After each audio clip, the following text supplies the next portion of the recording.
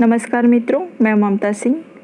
आज हम लोग हिंदी के साक्षात्कार के बारे में चर्चा करेंगे। जो यूपी टीजीटी पीजीटी 2016 का जो साक्षात्कार हो रहा है, जिसमें हिंदी का साक्षात्कार नवंबर में संभवतः होने की संभावना है, तो आज हम लोग उसी के बारे में बात करेंगे।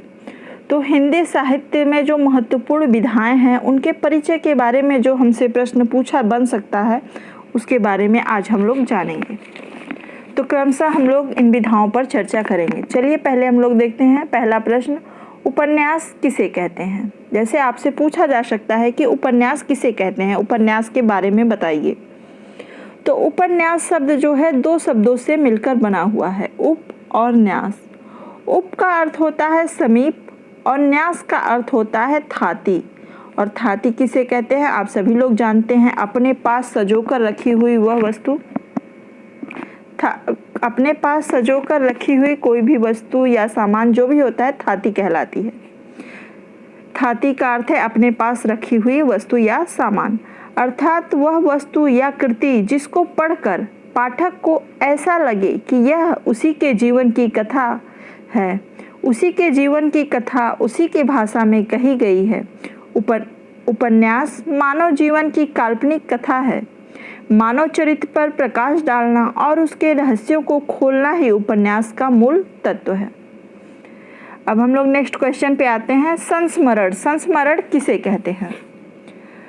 तो इसका आंसर देखिए, दूसरा का, स्मृति के आधार पर किसी व्यक्ति के संबंध में लिखित किसी लेख या ग्रंथ को संस्मरण कहते हैं। जब कोई व्यक्ति अपने स्मृति के आधार पर कोई लेखक रचना करता है तो उसको ग्रंथ या संस्मरण कहते हैं।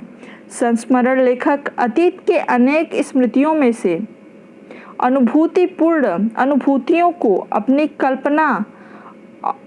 कल्पना भावना या व्यक्तित्व की विशेषताओं से अनुरंजित कर प्रभावशाली ढंग से अभिव्यक्त करता है। एक बार फिर से हम लोग इसको देखते हैं। संस्मरण स्मृति के आधार पर किसी व्यक्ति के संबंध में लिखित किसी लेख या ग्रंथ को संस्मरण कहते हैं। संस्मरण लेखक अतीत के अनेक स्मृतियों में से अनुभूतियों को अपनी कल्पना भावना या व्यक्तित्व की विशेषताओं से अनुरंजित कर प्रभावशाली ढंग से अभिव्यक्त करता है। अब इसके बाद हम लोग नेक्स्ट क्वेश्चन देखते हैं, कहानी किसे कहते हैं। कहानी किसे कहते हैं? तो कहानी हिंदी गद्य की सबसे लोकप्रिय तथा मनोरंजक विधा है।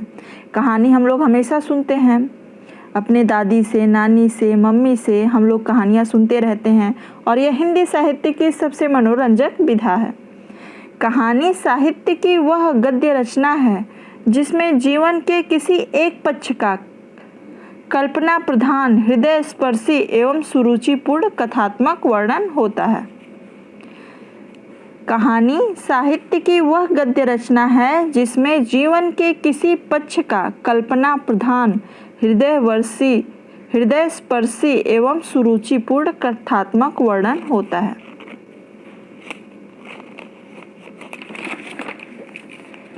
कहानी को गल्प भी कहते हैं, जिसमें जीवन के किसी एक अंग या किसी मनोभाव को प्रदर्शित करना ही लेखक का उद्देश्य रहता है।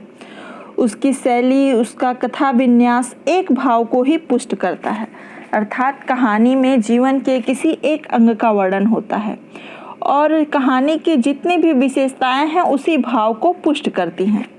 अब इसके बाद हम लोग जानते हैं कहानी के प्रमुख तत्व कौन कौन से होते हैं। तो कहानी के प्रमुख तत्व हैं कथानक या कथावस्तु, पात्र तथा चरित्र चित्रण, कथोपकथन या संवाद, देश काल वातावरण, भाषा शैली और उद्देश्य। और एक प्रश्न और भी पूछा जा सकता है कि कहानी कितने प्रकार की होती है। तो कहानी दो प्रकार की होती है, वास्तविक कहानियाँ और काल्पनिक कहानियाँ। नेक्स्ट क्वेश्चन पे हम लोग चलते हैं, नाटक किसे कहते हैं। नाटक का क्या अर्थ है? तो इसका आंसर देखिए, नाटक का अर्थ, नाटक नट शब्द से निर्मित है जिसका आशय है सात्विक भावों का अभिनय। नाटक का आशय है सात्विक भावों का अभिनय और नाटक जो है नट शब्द से बना हुआ है। नाटक दृश्य काव्य के अंतर्गत आता है। इसका प्रदर्शन रंगमंच पर होता है। नाटक एक अभिनयपूर्ण विद्या है जिसमें संपूर्ण मानव जीवन का कौतूहलपूर्ण वर्णन होता है। यह एक दृश्य काव्य है जिसमें आनंद नाटक देखकर लिया जाता है। एक बार फिर से हम संक्षिप्त रूप से इसकी परिभाषा को देखेंगे। नाटक एक अभिनयपूर्ण विधा है जिसमें संपूर्ण मानव जीवन का कौतूहलपूर्ण वर्णन होता है। यह एक दृश्य काव्य है जिसमें आनंद नाटक को देखकर लिया जाता है। नाटक के अंदर संकलन त्रय का क्या महत्व है? तो संकलन त्रय का क्या आशय है देख लीजिए। संकलन त्रय मतलब होता है प्रस्तावित स्थल अर्थात जिस स्थान पे नाटक खेला जा रहा है, काल समय और उस समय जिस वातावरण से ये नाटक खेला जा रहा है उस समय का काल कैसा समय रहा है, कार्य अनुति और कार्य किस प्रकार से कार्य हो रहा है। तो संकलन त्रय का आशय है स्थल, काल और कार्य। नेक्स्ट क्वेश्चन हम लोग देखते हैं, निबंध किसे कहते हैं? तो इसका आंसर देखिए, निबंध दो शब्दों से मिलकर बना है, निह धन बंध। इसका अर्थ है भली प्रकार से बधी हुई रचना अर्थात वह रचना जो विचार पूर्वक क्रमबद्ध रूप से लिखी गई हो उसे निबंध कहते हैं। एक बार फिर से इसका आंसर देखिए, निबंध दो शब्दों से मिलकर बना है, निह धन बंध।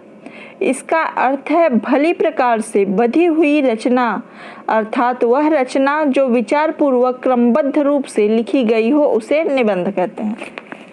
इसके बाद आते हैं हम लोग नेक्स्ट क्वेश्चन पे, आत्मकथा।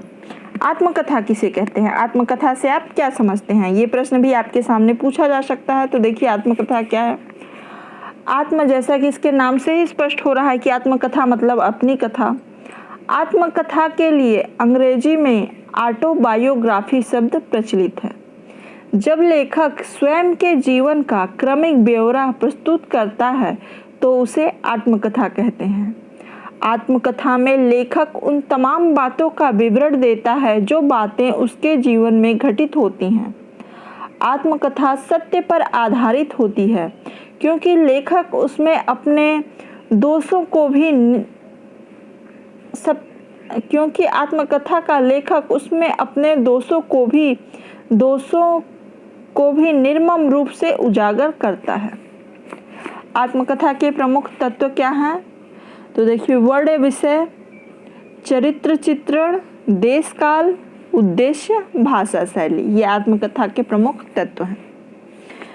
अब इसके बाद हम लोग आते हैं रेखा चित्र पे। रेखा चित्र किसे कहते हैं? रेखा चित्र क्या है? आप इससे क्या समझते हैं? प्रश्न किसी भी तरीके से पूछे जा सकते हैं। तो इसका आंसर देखिए, रेखा चित्र अंग्रेजी के स्केच शब्द का हिंदी रूपांतर है। जैसे स्केच में रेखाओं के माध्यम से किसी व्यक्ति या वस्तु का चित्र प्रस्तुत किया जाता है, ठीक वैसे ही शब्द रेखाओं के माध्यम से व्यक्ति के व्यक्तित्व का उसके समग्र रूप में पाठकों के सम्मुख प्रस्तुत किया जाता है। तो इसके बाद हम लोग नेक्स्ट क्वेश्चन देखते हैं, रिपोर्टाज। रिपोर्टाज क्या है? तो रिपोर्टाज फ्रांसीसी भाषा का शब्द है जो रिपोर्टाज जो है फ्रांसीसी भाषा का शब्द है। रिपोर्ट किसी घटना के यथा तथ्य वर्णन को कहते हैं। रिपोर्ट सामान्य रूप से समाचार पत्र के लिए लिखी जाती है जिसमें साहित्यिकता नहीं होती है। रिपोर्ट के कलात्मक और साहित्यिक रूप को रिपोर्टाज कहते हैं। रिपोर्ट देखिए समाचार पत्र के लिए लिखी जाती है जिसमें सामान्य रूप से साहित्यिकता नहीं होती, लेकिन जब उसी रिपोर्ट को कलात्मक रूप से साहित्यिक श्रेणी में ढाल के लोगों के आगे प्रस्तुत किया जाता है तो उसे रिपोर्टाज कहते हैं। अब इसके बाद नेक्स्ट देखिए, लास्ट विधा डायरी। डायरी से आप क्या समझते हैं? तो सबसे पहले जानते हैं, डायरी को हिंदी में दैनंदिनी के नाम से भी जाना जाता है। डायरी को हिंदी में दैनंदिनी कहते हैं। डायरी लेखन व्यक्ति के द्वारा लिखा गया व्यक्तिगत अनुभवों, सोच और भावनाओं को लिखित रूप में अंकित करके बनाया गया एक संग्रह है। फिर से हम लोग इसको देखते हैं आंसर को डायरी का। डायरी लेखन व्यक्ति के द्वारा लिखा गया व्यक्तिगत अनुभवों, सोच और भावनाओं को लिखित रूप में अंकित करके बनाया गया एक संग्रह है। इसमें लेखक आत्म साक्षात्कार करता है। अब इसके बाद देखिए एक विधा, एक क्वेश्चन हमने यहाँ नहीं लिखा है, यात्रा साहित्य, तो आप लोग इसको भी जान लीजिए। लगभग संपूर्ण विधाओं से संबंधित जो एक परिचयात्मक विवरण होता है वो हम लोग जान लेंगे इसके साथ ही। यात्रा साहित्य क्या होता है?